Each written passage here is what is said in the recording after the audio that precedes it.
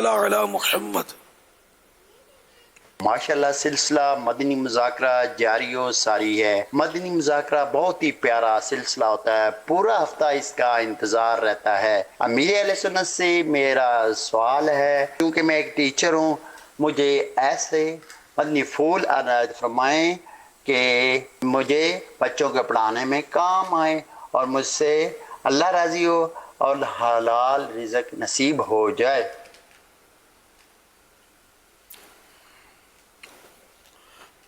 ماشاءاللہ۔ اب وہ آپ کیا پڑھاتے ہیں یہ تذکرہ آپ نے نہیں فرمایا۔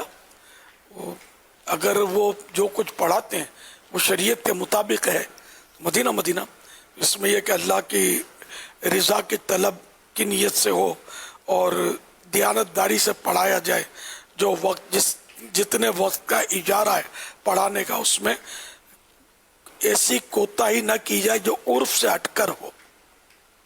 اس طرح پڑھانا بھی، اس میں بھی ایسی کوتاہی نہ ہو کہ جو عرف سے ہٹ کر ہو۔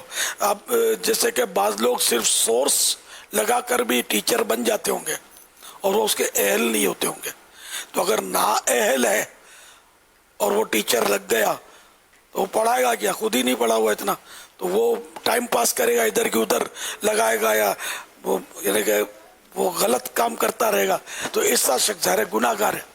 تو جو طے ہوا ہو نا تو اس پر عمل کرنا ضروری ہوتا ہے، جبکہ وہ سب شریعت کے مطابق، جو بھی طے ہو، جو بھی شرائط ہو، وہ شریعت کے مطابق ہونی چاہیے۔ بہت ساری شرائط آج کل ایسی بھی ہوتی ہیں، یعنی کئی شرائط ایسی ہوتی ہیں کہ جو شریعت کے مطابق ہی نہیں ہوتی، تو جو بھی شرائط طے ہوں وہ علماء سے اپروول لے کر نافذ کرنی چاہیے، ورنہ خطا ہو جاتی ہے۔ لوگ کرتے رہتے ہیں، شادیوں میں بھی طرح طرح کی شرائط طے کرتے ہیں، کاروبار میں جب پارٹنرشپ کرتے ہیں وہ اپنے طور پہ کچھ نہ کچھ شرائط طے کر لیتے ہیں، جن میں بعض غلط شرائط ہوتی ہیں یا ہو سکتی ہیں، تو اس لیے وہ علماء سے اپروول لینا یہ لازم ہے، ورنہ پھر گناہوں کا صدور ہوتا رہے گا اور روزی بھی ہو سکتا ہے کہ وہ خراب ہوتی رہے۔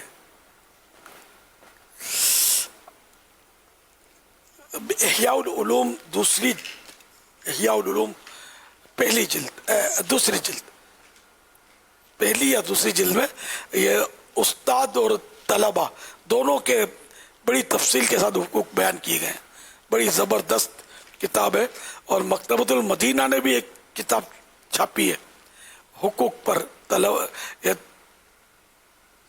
غالباً اسی ٹاپک پر، مجھے نام یاد نہیں ہے کتاب کا، مکتبۃ المدینہ بھی شاید چھاپی ہے۔ صلو علی الحبیب صلی اللہ تعالی علی محمد۔